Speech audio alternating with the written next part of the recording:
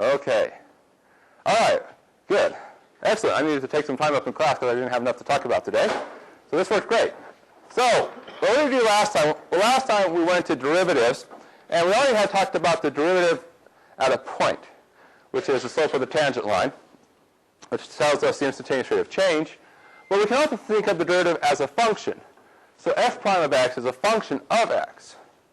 So no longer is it just a single value, but it's a function. And what the function tells us is that if we evaluate it at some point, it gives us the slope of the tangent line at that point, if it exists. And we saw examples where the derivative doesn't exist, such as absolute value of x. And now what we're basically doing is pulling together a bunch of rules. Because using the limit every time is going to be really tedious, and it's actually going to become really, really absurdly hard to do it. So what we're going to do is we're going to say, okay, let's just figure out rules. So some of what we need to do are figure out what are the derivatives of some basic functions, and then we have to figure out, well, we have these different ways to put functions together. So we're just starting with some very basic functions here. So, for example, the derivative of 1 is 0, which is not surprising because we think of 1 as just a flat line. The tangent line is just simply 1 itself, and that has 0 slope. The derivative of the function x is 1. And similarly, it's basically the same idea. It's just the tangent line is the function y equals x, and that has slope 1. Once we hit x squared, we actually have to start thinking, but we can use the definition and we get 2x. And in general, it turns out that there's this nice result, which says if I have the derivative of x to any power a, and a can be anything you want, 1, 2, 100, no, nice and the whole numbers, they can be negative numbers, negative 1, negative 2. They could be fractions, a half, 3/4, 17/5. They don't even have to be these nice numbers like that. They could be pi or e, any number you want. The derivative of x to that power is you bring the a down in front and you subtract 1 from the power. So a, x to the a minus 1. Now we're going to be adding to our list of basic functions that we can take the derivative of. We're going to add next week on the trigonometric functions. And that'll be pretty much it for us for the rest of the quarter. In the next quarter, you should learn about the exponential function, the logarithmic function. Okay, so we have these rules for derivatives. But now once we have these basic functions, these are our building blocks, how do we put them together? Well, if we remember when we talked about continuous functions, there are things we could do. One of the things we could do is we could add. And we say, okay, well, what happens if I want to take the derivative of adding two functions together? Well, it's you do the obvious thing. If I want to take the derivative of a function f plus a function g, take the derivative of f, and you add the derivative of g. What if I want to scale by a constant? No problem, we tell you. If you want to take the derivative of f of x when it's been scaled by k, just scale the derivative of f of x by k. So in other words, the constant you can basically pull out in front. Okay, what are some other things we can do? Well, we could multiply, where we have the derivative of f times g. And now this turns out to be the non-obvious thing to do. And we went through, and this was where we finished at the very end of class. And we said, okay, if you want to take the derivative of a product, you multiply the derivative of the first function, f of x times g of x, plus, that's what's kind of weird, the first function, f of x times the derivative of the second function, g of x. Shorthand notation, you might say fg prime is f prime g plus fg prime. And next quarter, you'll see this as the following notation. uv prime is du times v plus u times dv. Which you'll learn about this next quarter. But it's going to turn out that we're going to do something called integration, and we're really up to, I'm really trying to set this up. I'm probably building up too much. So right now we're learning about rules for derivatives. It's going to turn out that rules for derivatives will correspond to rules for integration, and this will become a very important rule in integration. So it's a very useful rule. Now, what are some other ways that we could combine functions together that we haven't written down here on the board? I'm thinking of two in particular. Unfortunately, I'm breaking my cardinal sin of 0, 1 are on the board. If only we could divide the problem up into some smaller pieces, and then we could figure it out. Oh, division, right. That's right. We could also take one function and divide by another function. So that, if this is called the product rule, And we call it the product rule for derivatives because it involves a product. There's another rule called the quotient rule,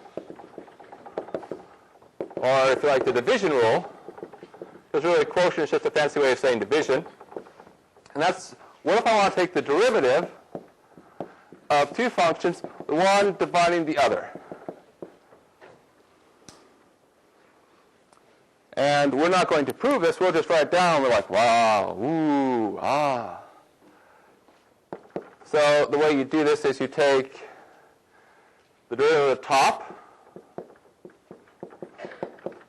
times the bottom. And so far we look very similar to what we had over here. But now comes our fancy difference, a minus. The top times the derivative of the bottom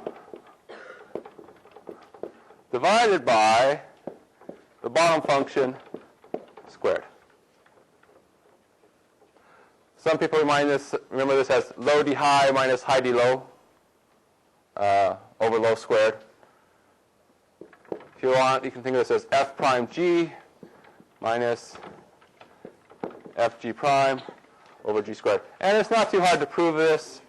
You can use the same limit definition that we had before, where we set up a limit of f of x over g of x plus h minus f of x over g of x, all that divided by h.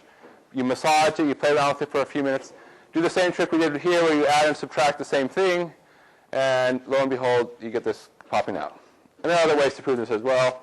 They're not assigned problems, but they are problems in the homework that go through and ask you to prove it using a couple different ways. Okay, so let's actually test this rule out. We should actually test all these rules out, but let's test this one out. Suppose I say my function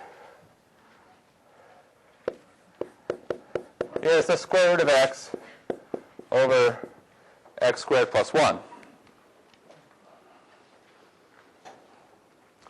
Okay, so what rule should I use to take the derivative? A quotient rule. Now, why do you know it's the quotient rule? Well, because I just talked about the quotient rule. Therefore, I must be wanting to use it. Okay, that's a very good technique in class. On the midterm, it doesn't work so well because I don't talk about something and then ask you, okay, now how do you do it? How do we know it's the quotient rule when I say take the derivative of this function? Because what kind of thing is going on? Dividing, right? It's a quotient. And hence we use the quotient rule. All right. So that's how we know it's the quotient rule. Now, so what does it say? So if I want to find h prime of x, it says you take, let's see, make sure I get this right. Take the derivative of the top function times the bottom function minus the top function times the derivative of the bottom function, divided by the bottom function squared. So all I'm doing is just thinking, okay, this is my f of x, this is my g of x, and just throw it into the rule.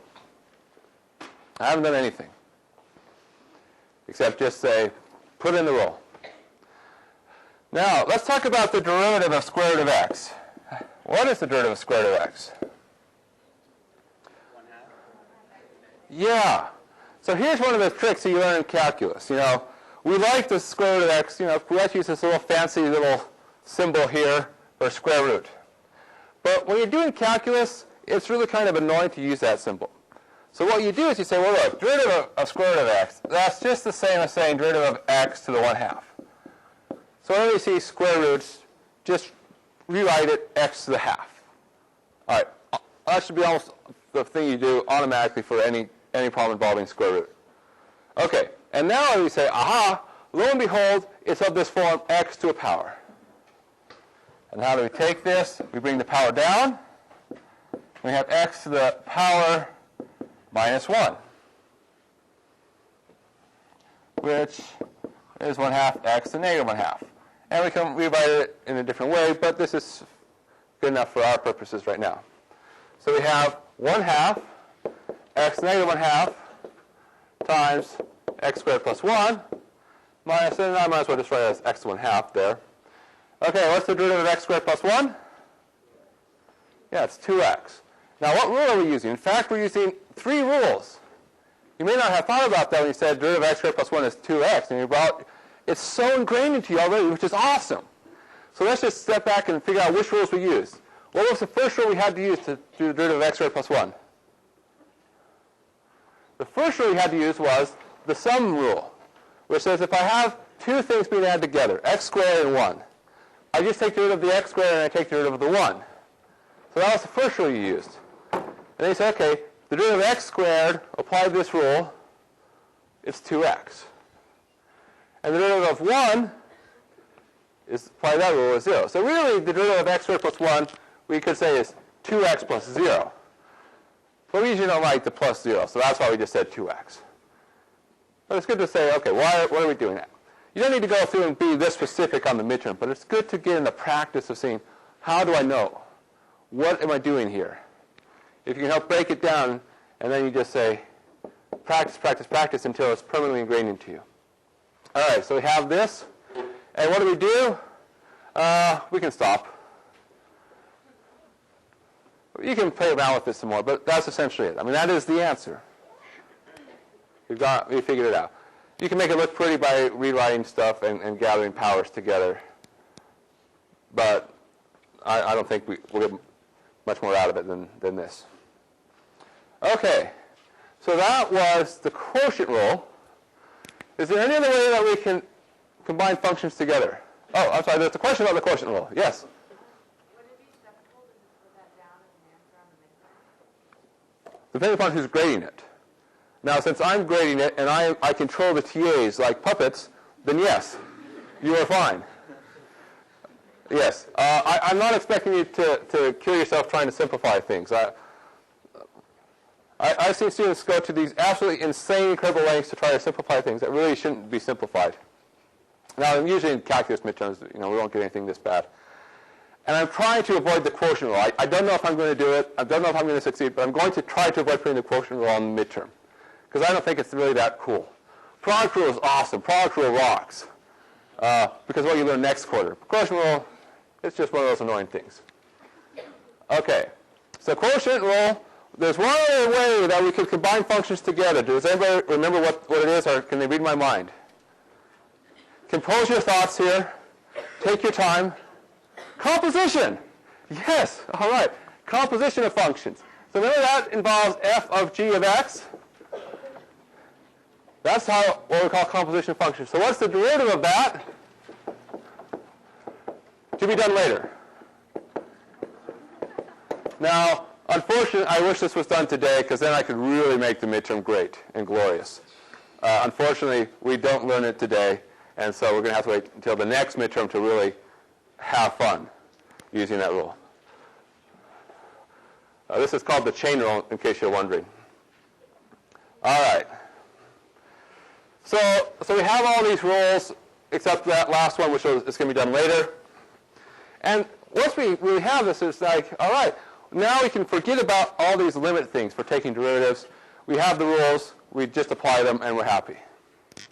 So for instance, I might say, here's my function y equals x cubed minus 3x plus 2.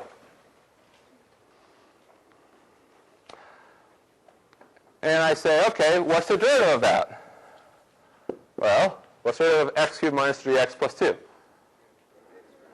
Yeah, 3x squared minus 3. And what do we do? Well, let me just walk through really quickly. We used a lot of rules, but because the rules are so simple, they do what we expect it to do. Essentially, when you have things being added together, and think of subtraction as just a weird addition. It's adding a negative.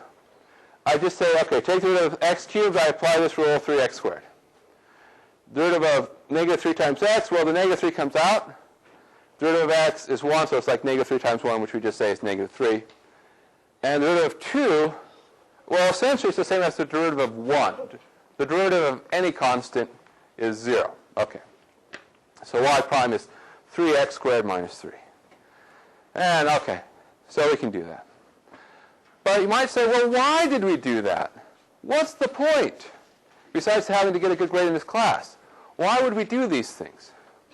Well, because this function can help us explain things about this function. So what does y look like? Well, I really should not have done that. Okay, let me think about this. Oh. Okay, now I know how that, okay. So it looks like this. And you might notice here in my drawing that it's touching the axis there. But how do I know it's touching the axis there? Because I seem to have been panicking a minute ago. And yet, now I'm calm as a summer's day.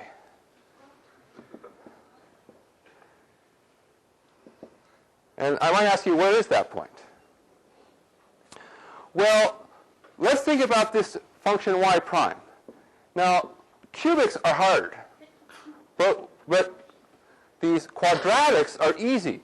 These are parabolas, and we know how to draw parabolas. And so this parabola, 3x squared minus 3, essentially looks like the parabola x squared, and then we shift down 3, and then we do some scaling. So the point is, if this is negative 3, then it looks something like this. So here's my graph of y. Here's my graph of y prime. And now let me ask you, can I find these points here? Yeah. I can, because it's a quadratic, and I know how to solve quadratics. Because I have this formula called the quadratic formula, conveniently enough. But I don't even need the quadratic formula. 3x squared minus 3 equals 0. 3x squared equals 3. X squared equals 1. X is plus or minus 1. Okay. So this is at negative 1. This is at plus 1. Now, let's interpret this graph. Y prime here below negative 1 is positive. What does that tell us about the slopes before negative 1? Yeah, the slopes are positive. Now, when the slopes are positive, that means that the function is basically going uphill. Because remember we talked about one of the first days of class, positive slopes means you're going up. So when your slopes are positive, it means your function is going up. So the slopes are positive, and it's coming up. And then all of a sudden at negative 1, I'm at slope 0. So that means my tangent line has a flat tangent line. So this is at negative 1. And then what happens between negative 1 and 1? So my derivative. My derivative is negative. What does that tell me about my function? Well, it means I have negative tangent lines, which means I have to be sort of turning down and going downhill. So I'm going down between negative 1 and plus 1, and then at plus 1 I'm going to have this tangent line. And here's the trick. What happens when I put 1 into this function? I got 0. That's how I knew that I touch. Because at 1, I can evaluate this function very easily. So I know I'm touching at 0. And then after 1, I see, lo and behold, my derivative is positive. What does that tell me about my function now? Yeah, my slopes, my tangent lines are positive. It means I'm going uphill.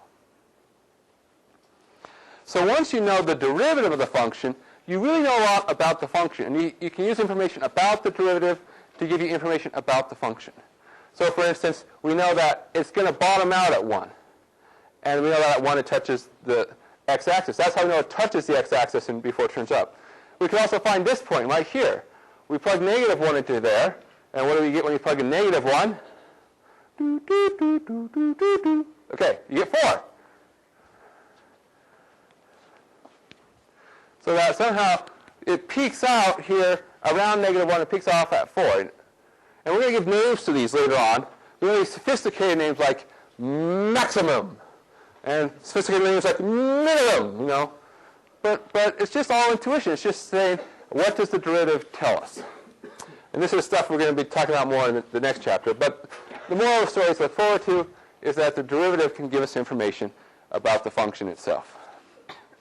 All right. How are we doing? We're doing wonderful. Now, let's go to this part. One of the things I talked about last time, I did a really lousy job, Because remember that we said that the derivative is the limit. As h goes to 0, f of x plus h minus f of x all over h. So the idea here is that this is going to be approximately the same as f of x plus h minus f of x over h when h is small. Now, as h gets larger and larger, this approximation gets worse and worse, because the farther away you get from the point your tangent line is at, the more the function can just deviate from what you expect it to do. But when h is small, this is a really decent approximation. So this tells us that f of x plus h minus f of x is going to be approximately f prime of x times h. Now, why might we be interested in this? Well, there's an example that comes from the dismal science of economics. And I know there's a lot of students in here who are pre-economics. I'm sorry for you.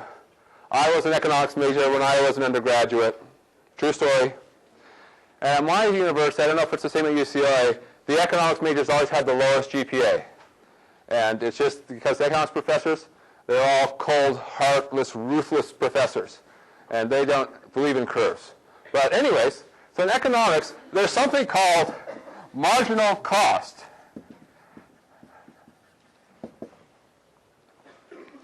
So what is marginal cost? Well, it's the cost on the margin. Okay, not very sophisticated definition yet. Essentially, it's the cost to produce one more unit.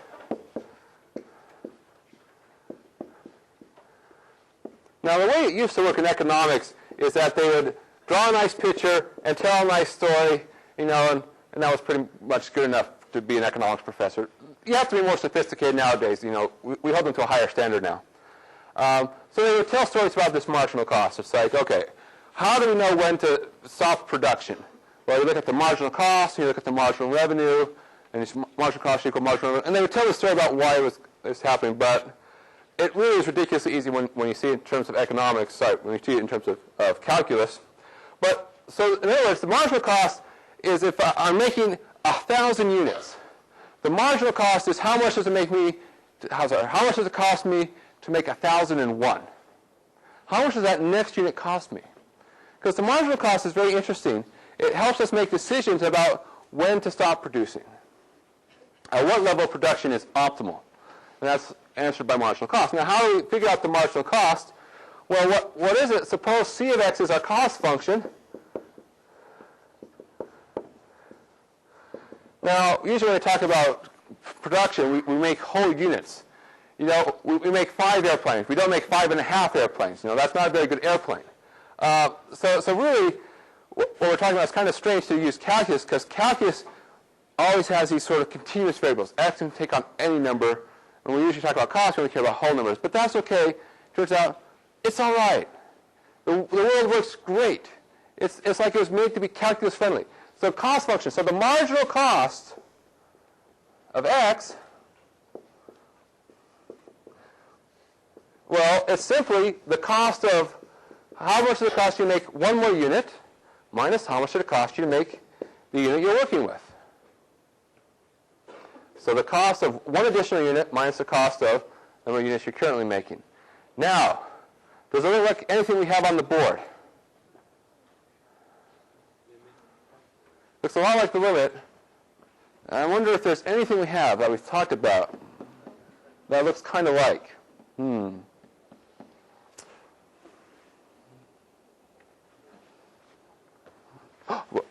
Well, hold on. Look at this one. F of x plus h minus f of x. Looks like c of x plus 1 minus c of x. Well, just imagine f is c. That's okay. It's just a name. And what is the h?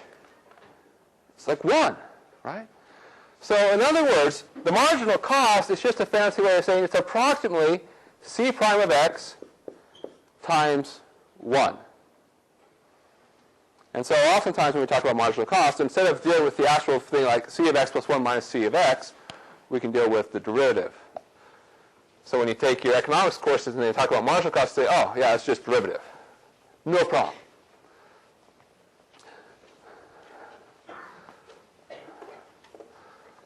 Now, we can't tell you the whole story about marginal cost today. This is just an introduction. We can, hopefully later on in the course, we can also talk to you about how you maximize profit, because people love to maximize profit. And the answer is not to found a bank and then bail out. That's not the way to maximize profit. There's a better way. Okay, so let me just give you an example of how this works. So suppose you're a widget producer. In fact, maybe you're the best widget producer in the world. You make widgets. And the cost to produce X widgets, so cost of producing X widgets, it's our C of X function, is given to us, and I just want to make sure I get these numbers right. 1 over 100 times X squared minus 1 over 20, 1 over 2 times X plus 30. So you can think of sort of something like we have like fixed costs. So, you have to rent the factory, you have to maintain the machines, and then you have these other costs that depend on how many widgets you make. So as you make more widgets, maybe some various things start kicking in, and these start influencing your cost. And you ask yourself a question, well, suppose, what's the marginal cost of producing your 101st widget? So in other words, you're already making 100 widgets. You just want to make that one more. How do we find that? Well, I want to do the comparison. I want to say, how does this compare to that? Just to help you get some intuition about why this is not such a bad thing to do. So how would we figure out that cost? Well, the cost is simply, you figure out how much it costs to make 101 widgets. Subtract how much it costs to make 100 widgets. So this is how much your 101st widget cost. The cost of the last widget.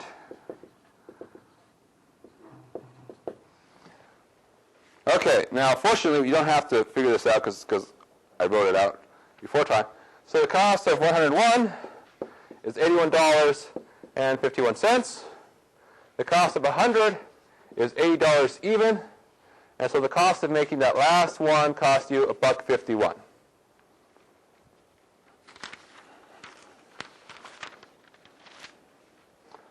Okay, so now we know how much it cost us. Well, suppose we said, well, this seems like it's hard to compute.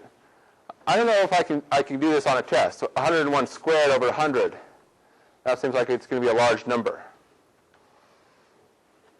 Well, what if we wanted to approximate?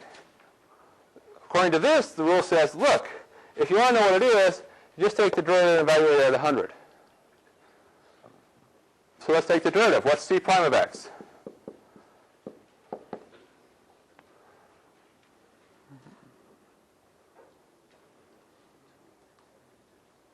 Yeah, 1 over 50 times x. And if you like, where does the 1 over 50 come from? Well, it's 1 over 100, pull out the constant, times 2 times x. And then just 1 over 100 times 2 is the same as 1 over 50.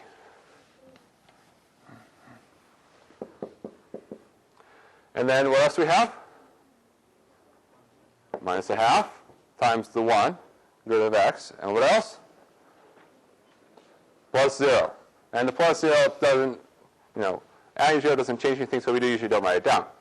Okay, so now let's plug in 100.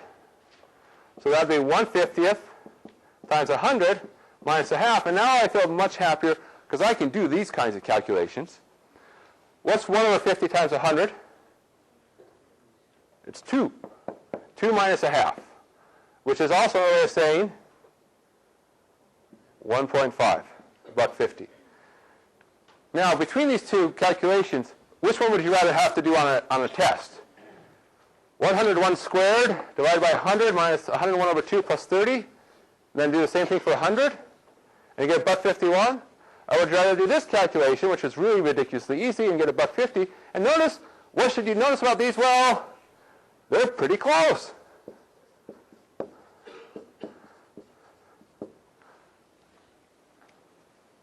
This is especially true when the number that you're producing is like a million. Like a million to a million one, it's usually so close it's almost impossible to tell it apart. So, well, the story is marginal cost, good thing to use is the derivative. All right, we'll talk more about marginal cost, I hope, in the future. We'll see when we get there. All right. So before we jump into our next section, let me talk about higher order derivatives. So we have the first derivative is simply this rule here. Well, once you have a function, we can just do the exact same thing that we just did. So in other words, what the derivative says is you start with a function and you come out with a new function called the derivative. Why don't we just apply the rule a second time? F prime of x, there's a function. I can apply the same rule. I take the derivative of it. And what do we call this? We call it f double prime of x. And essentially it's the derivative of the derivative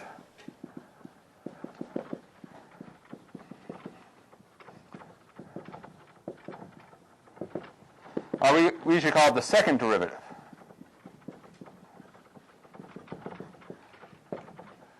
And f double prime. Now, to help confuse notation, this is also written as d dx of d dx f of x, which is usually compressed as d squared over dx squared f of x. All right. It's there. Okay, so our notation for second derivative is either the double prime here, or you write it as d squared over dx squared f of x. This is convention, if you like. So it's the second derivative. So what does the second derivative tell us? Well, the first derivative tells us about the slopes of the function. So what does the second derivative tell us about? So f double prime of x, this tells us how the slopes are changing. Now,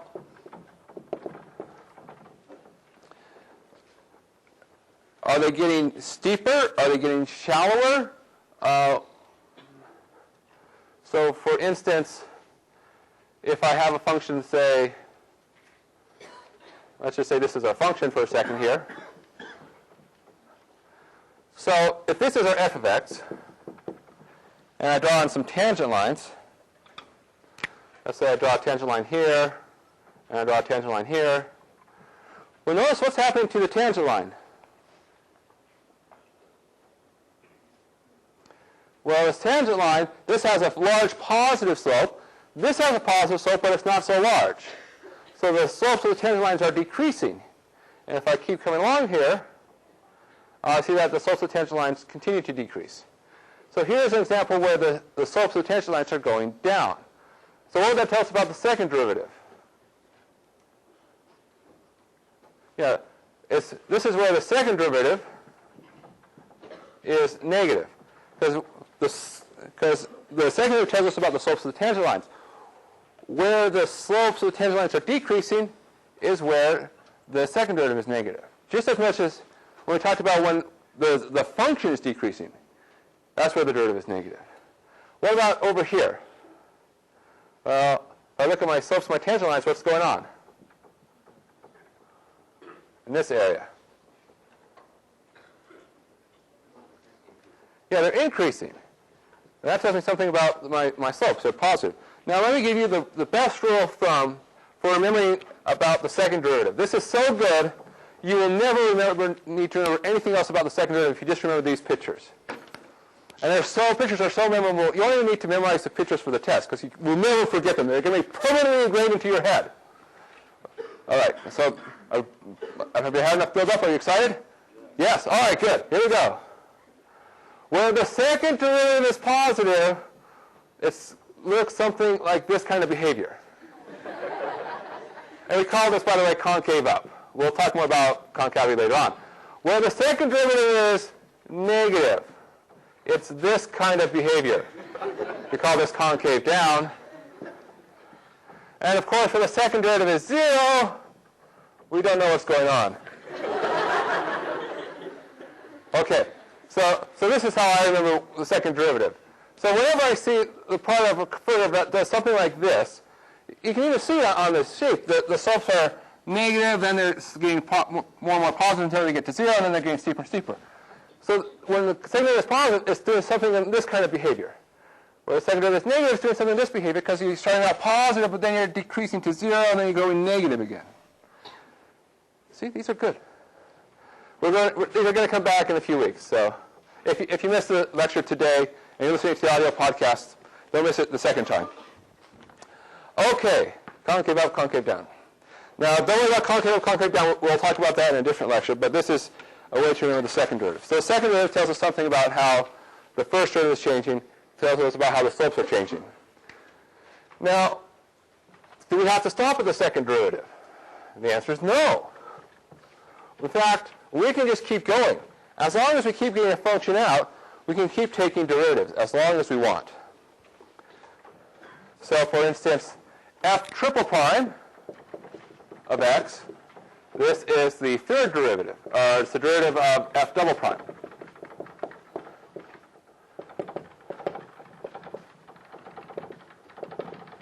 We could go f fourth of x, and we could do a bit of a bum, but after a while it gets kind of tedious because if you don't want to do it for like f20, you don't want to keep doing this because then it just looks ugly. So usually start with the fourth derivative.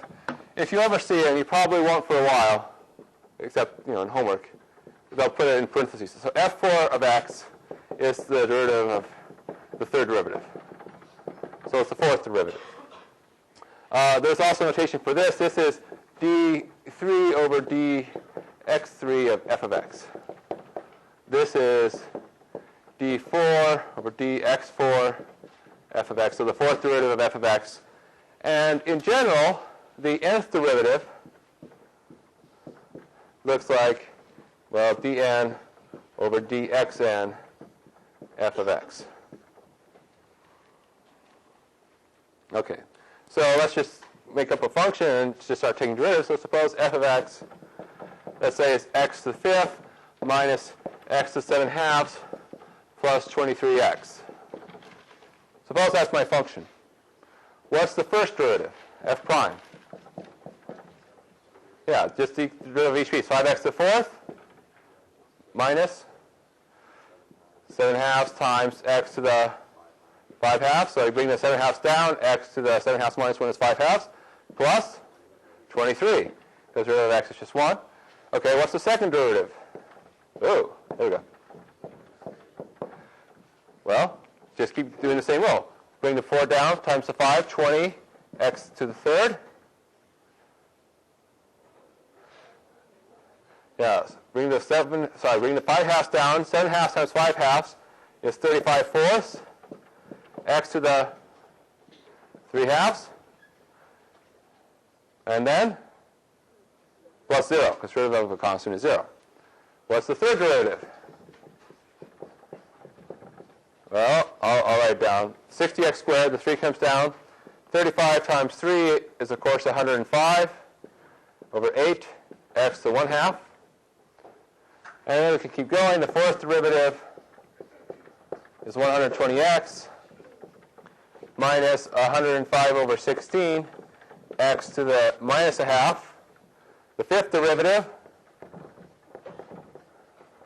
is 120, then plus 105 over 32, x to the minus 3/2. And you can imagine keep going. You might say, oh, boy, this seems really tedious. Why would anybody ever keep going? Well, it turns out that there's something called Taylor series, which we're not going to talk about, but let me just tell you about briefly.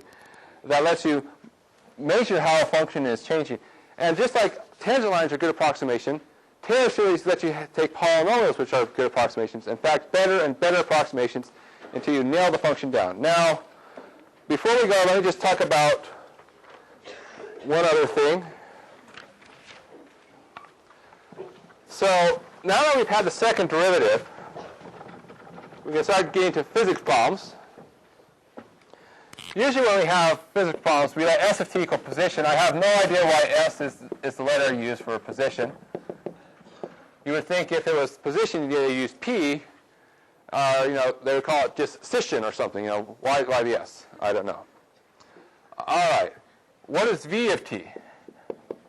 V of t is usually velocity. Now, what is velocity measuring? That's measuring your change in position. So it's the derivative of S of t. How about A of t? A of t is your acceleration. Well, what is acceleration measuring?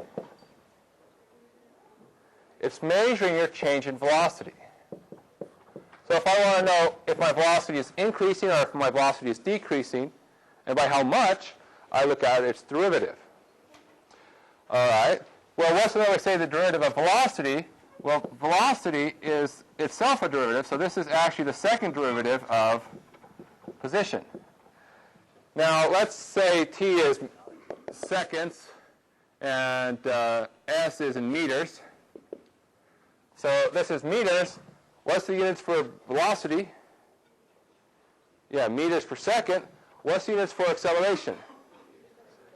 Yeah, it's meters per second squared. And why is that? Well, it's meters per second because that's the units of the function I'm taking the derivative of divided by the units I'm taking the derivative with respect to, which is seconds. So it's not really meters per second squared, it's meters per second. And that's why when you just simplify it, that's why it becomes meters per second squared. Because you always think, I've never seen a square second. But that's the basic idea. And once you have this, we should stop. Okay. All right. We'll pick it up on Wednesday. Turn your homework in if you haven't turned it in yet. Study over the weekend. I'll see you on Wednesday.